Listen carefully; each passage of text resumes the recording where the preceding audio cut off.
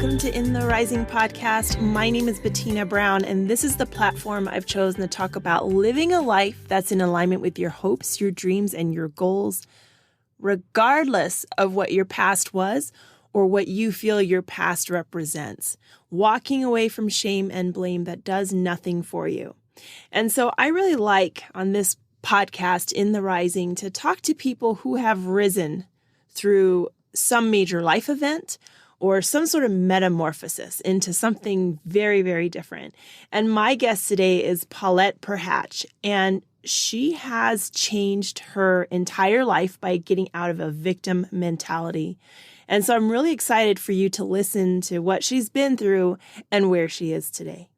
Thank you so much for being here on In the Rising podcast. And I have read your bio. I've actually read it like 3-4 times. I have a little circle and all of that. You said you actually started off your life with like a financial disaster.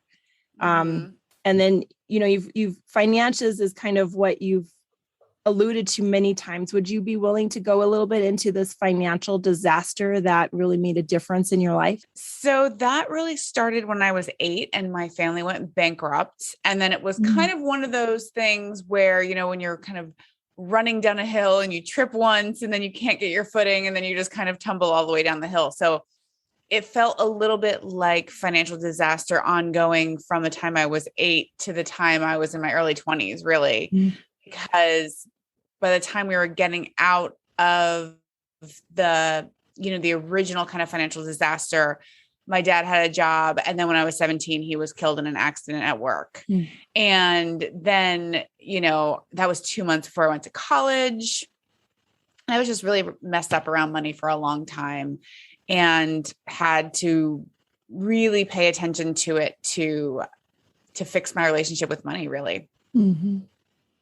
You know, and I like how you point out, fix the relationship with money. A lot of us don't feel like we have a relationship with money. Like that's a new topic, and that how we feel about it coming or going, having, not having.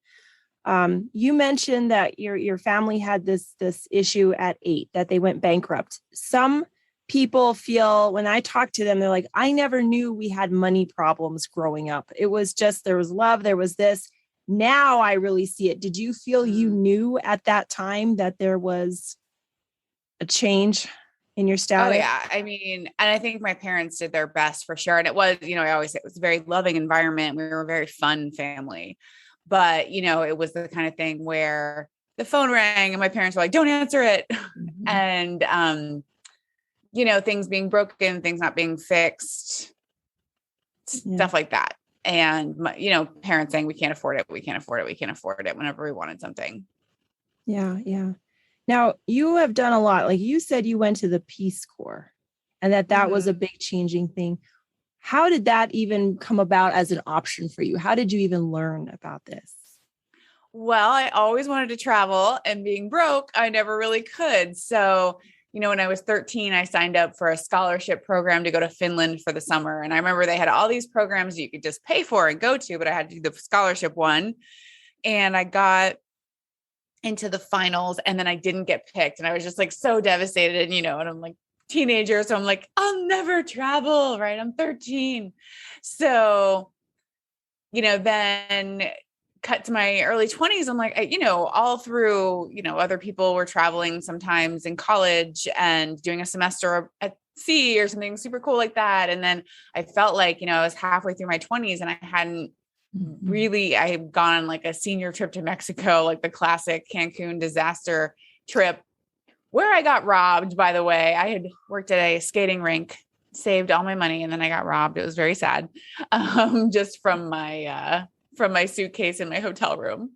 But I really wanted to see the world and, you know, wanted to do something bigger, I think. And I was realizing that journalism, I was working at a small town newspaper, and I was realizing like, I love writing, but I'm not quite a journalist.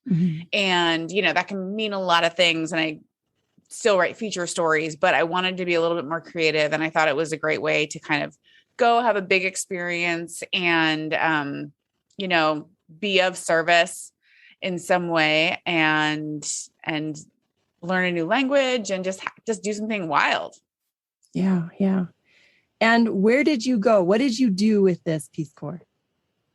So I went to Paraguay, and when I found out I got Paraguay, I was like, Paraguay, like, I knew I was going to South America. So I'm picturing like beaches, mountains, and then Paraguay just like in the middle and with no beaches and no mountains. And I almost asked for a country change, but I was like, you are going to be of service to other people. This is not about you.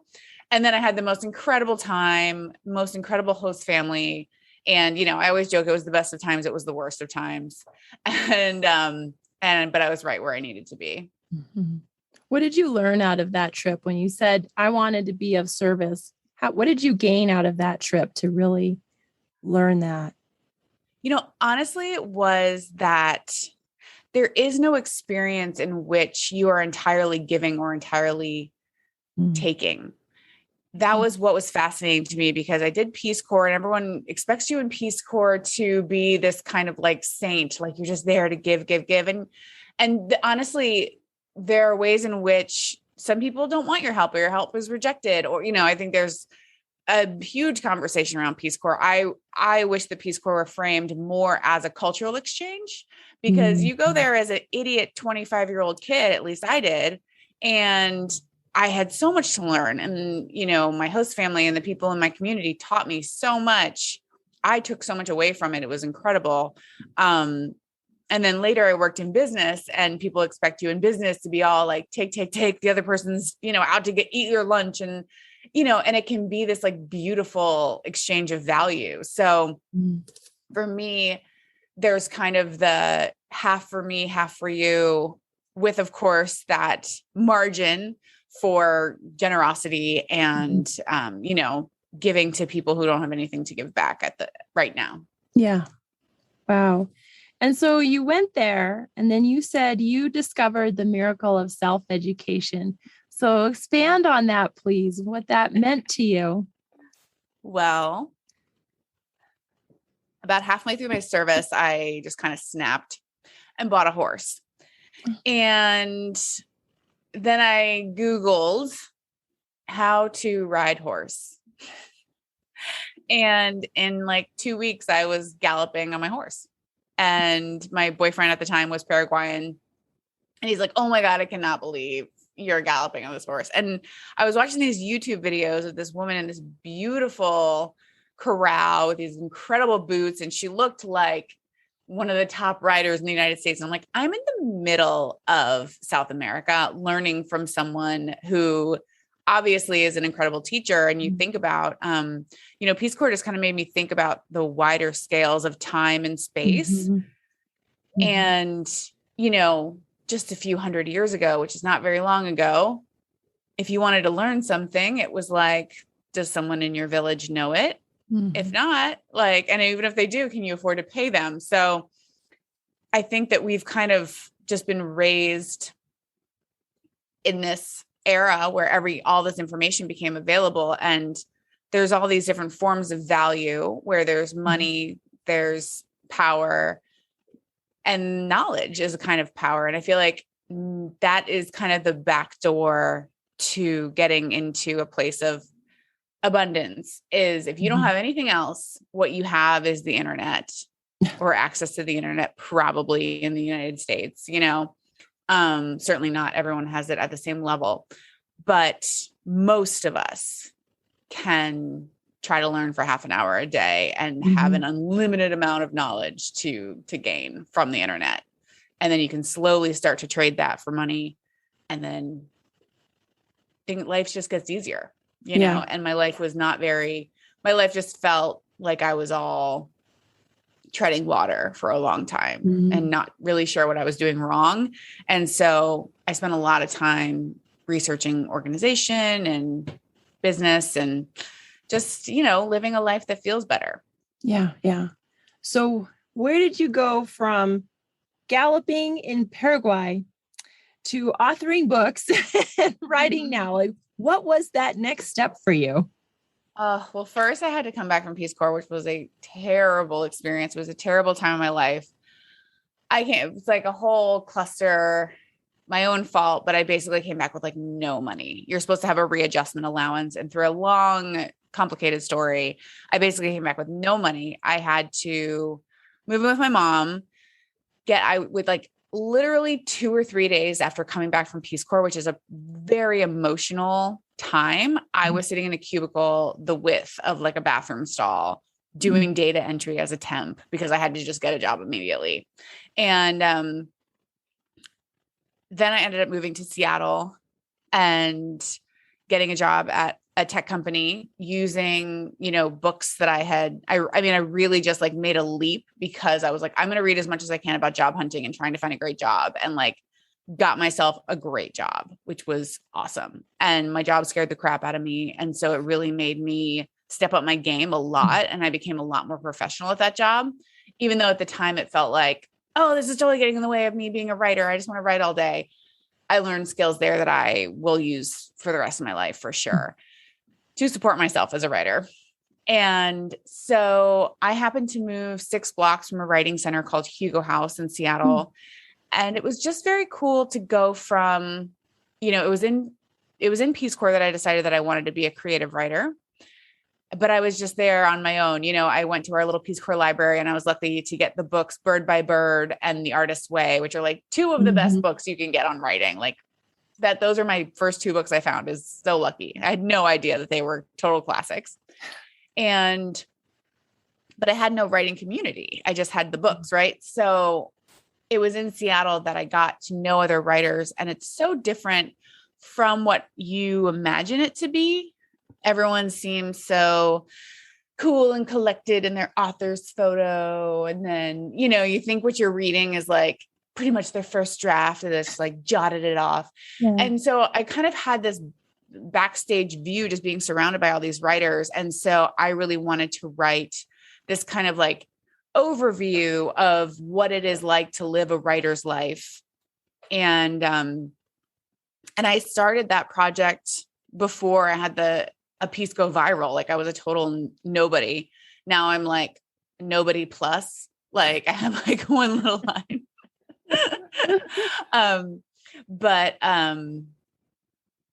So I just really fell in love with freedom, with reality in Peace Corps, and with the art of writing. Wow. And so with all of that, your viral piece, explain a little bit about that. So I'm a big fan of what I call fake outs, which are fake stakes to keep you working. If you don't have an answer to the question, what would happen if I don't write today, which most of us don't, like, you're probably not going to write. Mm-hmm. So I'm always putting things in my way of like classes or accountability groups or workshops, things like that. So in 2015, I felt like my writing wasn't going very well. And so I started an accountability group with my friend, and just once a month we had to give each other an essay. And it just said, we were like joking, we're like, are we even writers anymore? Like, we're not writing. So it just said in our calendar in all caps, are you even a writer? And that was the day we had to send our essay. And so this essay about what it feels like to not have enough money to stick up for yourself, or when someone has control over your money and you need it because you've fallen into the consumerist hamster wheel and spent all your money.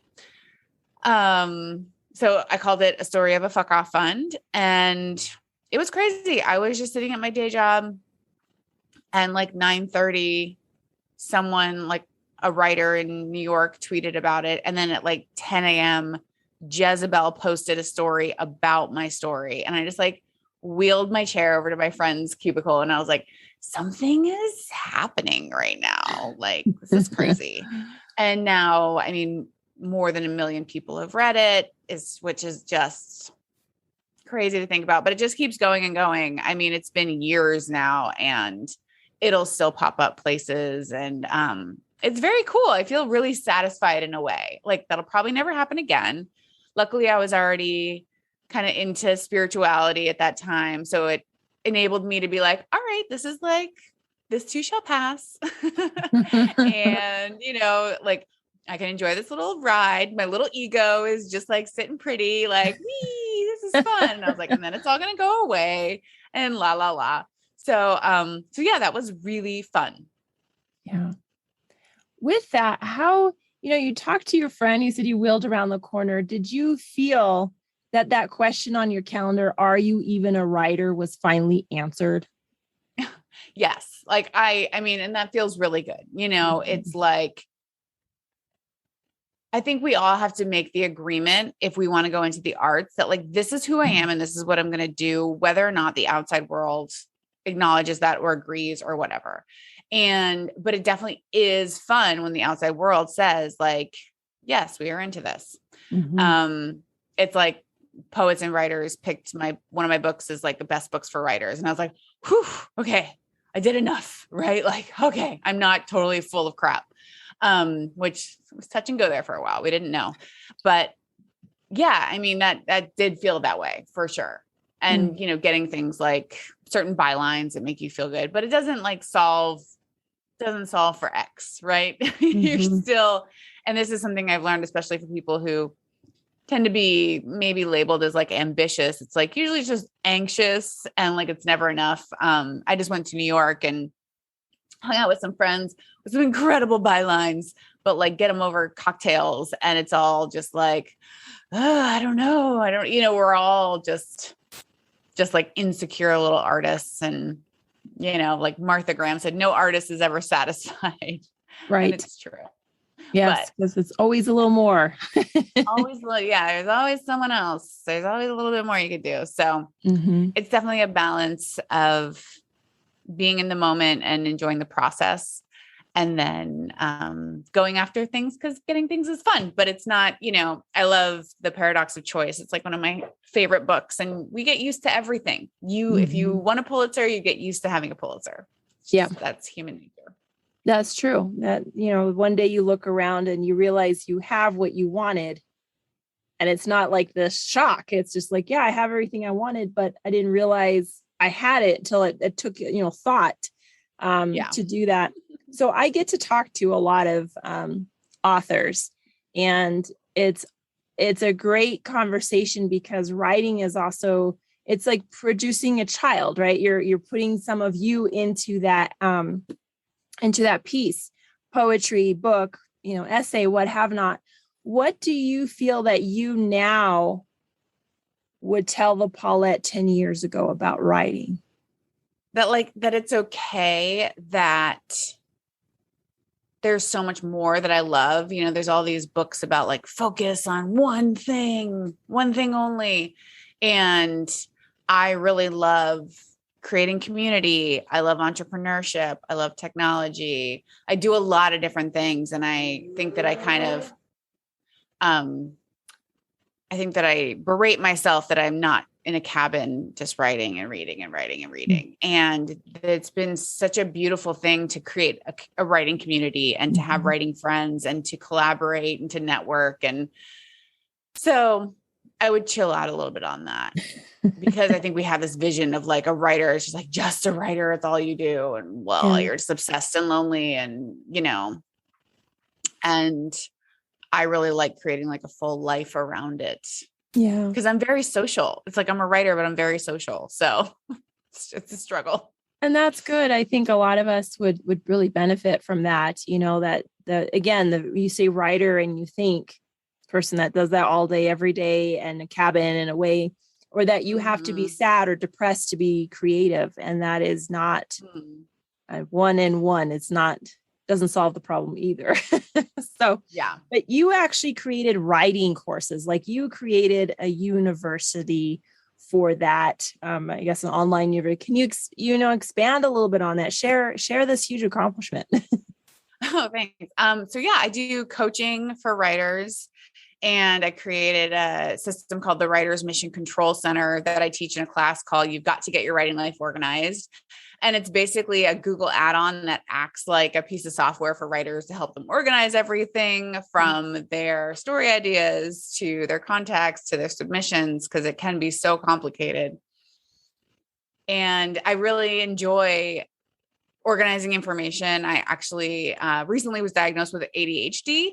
And, I say diagnosed, but like reading books on it, it can be so helpful. And it is so what makes what makes me me, all the ideas, the entrepreneurship, the impulsiveness, the sense of humor, like I'm for it. It's fine, but it's also a real challenge to stay organized. So I love to help people organize their writing lives and really be able to get in that zone, because to be disorganized and worried and stressed is just not fun. No. And so you have work in the New York Times, Cosmo, Glamour, and all of that, but which is phenomenal.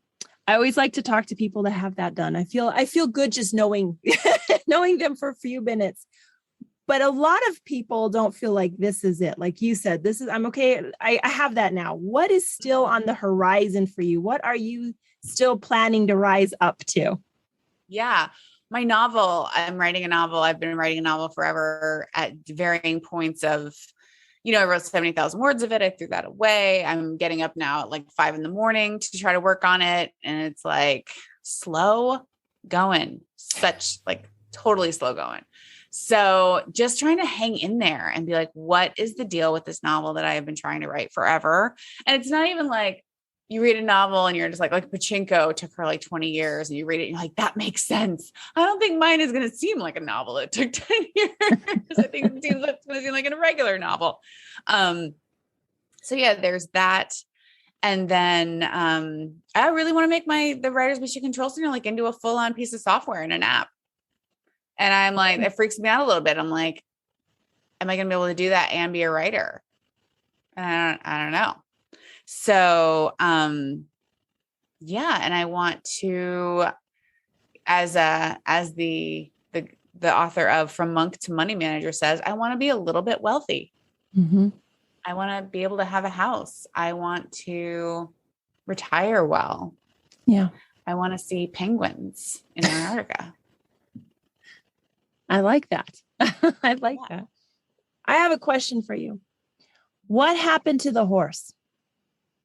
I sold it. You sold it. Yeah. Was that a little bit hard because you had been learning the gallop and this is kind of this life-changing, or was it just time that you're like your friends and you're just like, okay, now it's time to move on?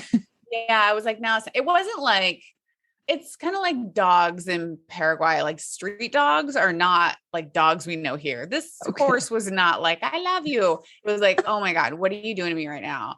And I would take it out into the field and it would be all stubborn and then I would turn around and it would just haul ass back. And I would just like, let it go wild and run so fast without a helmet, like so dangerous. Just in my little like Converse and jeans. And, yeah, so it wasn't like many things in Peace Corps, the vision of what you have, like my best friend, the horse, like, no, like this is a working animal. That's my ass around. Wow. And like, it was pretty small. I wonder about like, is that okay? Was it big enough to carry? Was it a pony? But I actually just rode horses last week randomly. My friend was staying with her in-laws and they raise horses. I'm not around horses that much. It had been years and years, but I was like, oh, these horses are really big. I'm like, I think my horse is really small. Wow. Well, thank you so much, Paulette, for your time today and for sharing your story. And congratulations on all the success you've had now and all the impact you've made on writers to be.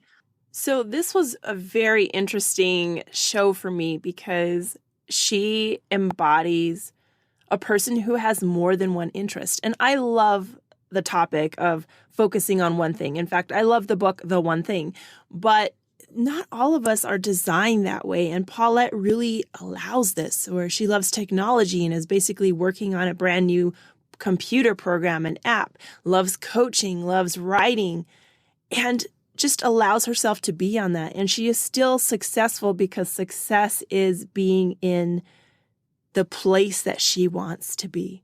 And I think if your work is written and published in the New York Times and Glamour, that's also a very good thing. And to be recognized by other writers for doing the work you do. But I really enjoyed speaking with Paulette because she talks about her relationship, not only with money, but basically how these things and events in life helped her change her relationship with herself, and how the Peace Corps helped her with that. So I am so thankful for your time today, because you know what? Time is something we do not get back. So I really appreciate it. If you liked this podcast, go ahead and share it with someone that you know, because that is how we help rise others up. And share it, like it, leave a 5-star review. It does so much for my podcast. And I welcome you to listen next week. And until then, let's keep building one another up.